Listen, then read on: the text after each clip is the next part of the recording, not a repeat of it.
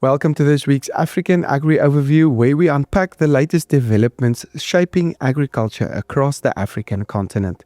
This week, we take a closer look at key factors influencing production, trade, input costs, and overall market conditions, and what they could mean for the sector in the weeks ahead.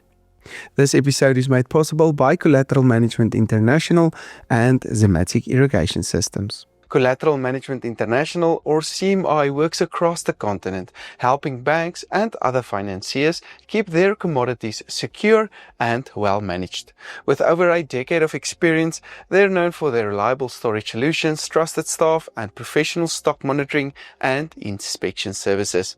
CMI helps make sure everything runs smoothly and securely. CMI, your trusted collateral manager in Africa. Before we start, can I ask you a big favor? Please follow us on YouTube. It will help us a lot in growing this channel and keep bringing these insights and analyses to you. So thank you for your support. Good day, viewers. We believe it is an opportune time to look at the impact the US-Israel-Iran conflict could have on input costs for the next summer crop season to plant from October-November in East, Southeast and Southern Africa. One might say it is early days, but orders for inputs like fertilizer, seed and pesticides will need to be placed in the next few months.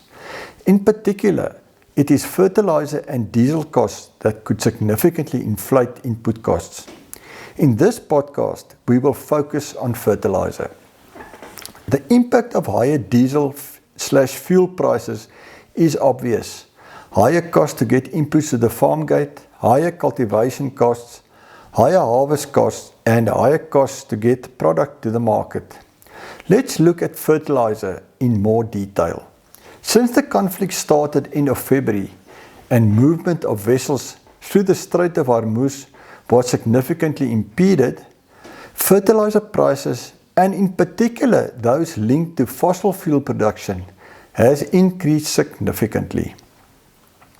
For example, the FOB Middle East granular urea price increased by 60% from late February to mid-April, as indicated by the blue circle. With uncertainty when the conflict will be over and fertilizer trade will normalize, it makes placing orders for the next regional summer crop season rather challenging.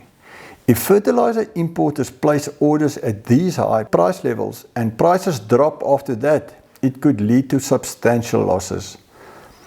To mitigate this risk, importers are likely to wait as long as possible before placing orders, which brings its own risks of late arrival, insufficient supply, and so forth. What are the regional production risks of high fertilizer prices for next season's summer crops, in particular for maize?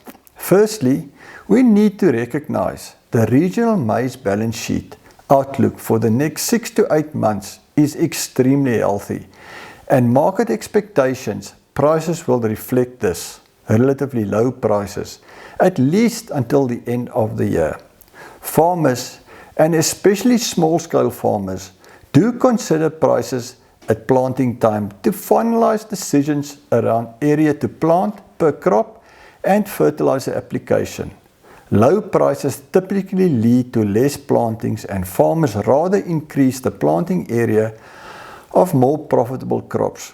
Also, low prices typically see farmers apply less fertilizer to low profitability crops and more to the profitable crops.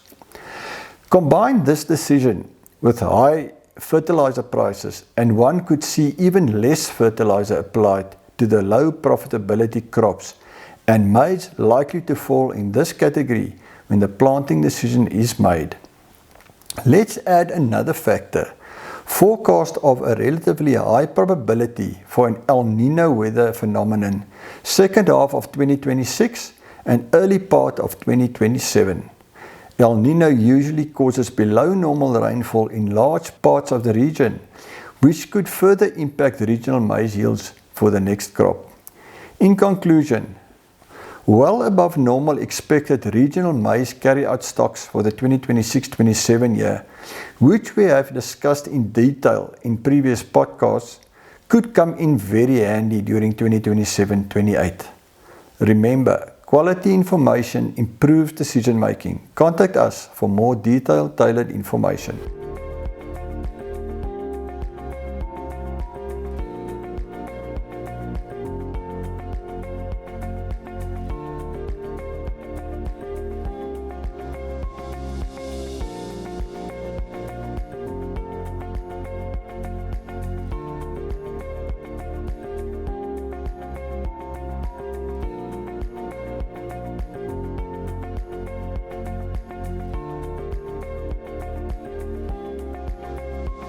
For detailed stock numbers, trade projections, and scenario analysis, those are all covered in Commodity Insights Africa's full weekly reports, so make sure to subscribe to them today. This episode was made possible by Collateral Management International and Zematic Irrigation Systems. Thanks for joining us this week. See you again next week.